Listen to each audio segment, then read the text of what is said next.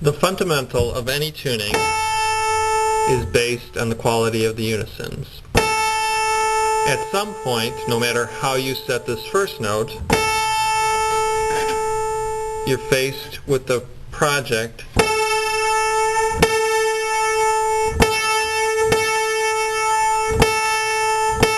of making two strings sound as one.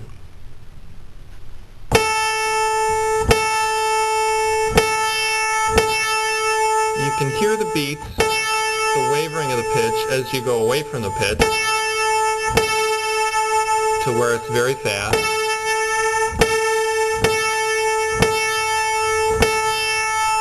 And you notice one problem. The closer you get to being in tune, the slower the beats become, making it more difficult to find the exact spot where it's in tune. I've brought you here to the bench to try and describe the tuning problem that there is for two tones, two strings tuning together. Here's a pitch source. It's an old chord tuner. The special thing about this one is it allows me, with a knob on the side, to affect the pitch. TuneLab also has a pitch, and we can hear both pitches as one goes flat, in tune, and sharp. And this describes the closer we get, the slower the beats become, making it harder to find the exact spot because there's less movement going on.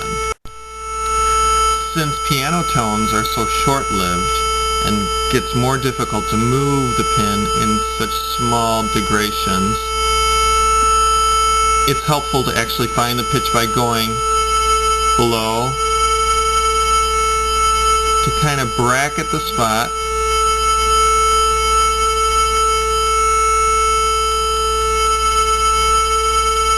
Sharp, flat, sharp.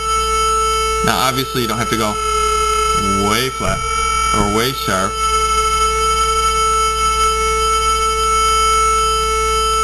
But it helps you locate that spot, especially if you're checking visually as well, where the pitch is actually in tune. Unlike our machine, our two machines where it's easy to tune up and down, we find that there's some issues when you go to the piano. First of all, the pitch isn't steady. The attack pitch is a little bit different, but you've just got to pick a place to put it.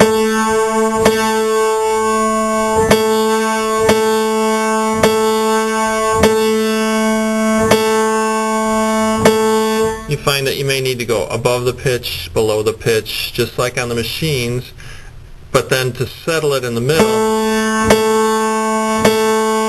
depending on your hammer technique, you want to equalize the tension so that even after you hit the note, we still get a nice steady right on pitch. It's often the case when dealing with wound strings that you find a mismatched pair.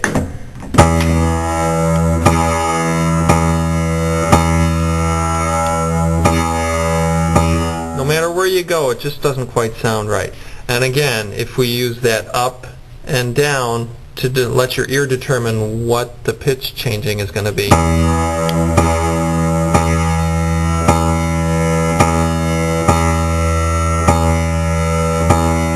it lets you ignore the parts that you can't control and control the parts that you can hear the change in.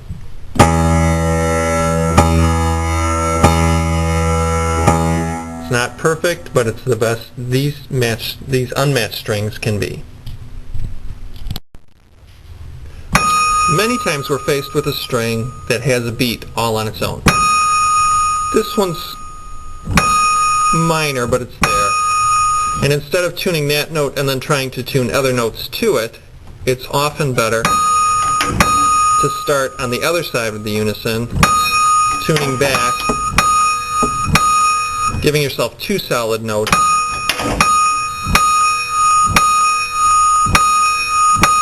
and leaving that third note for the least bad place to put the unison.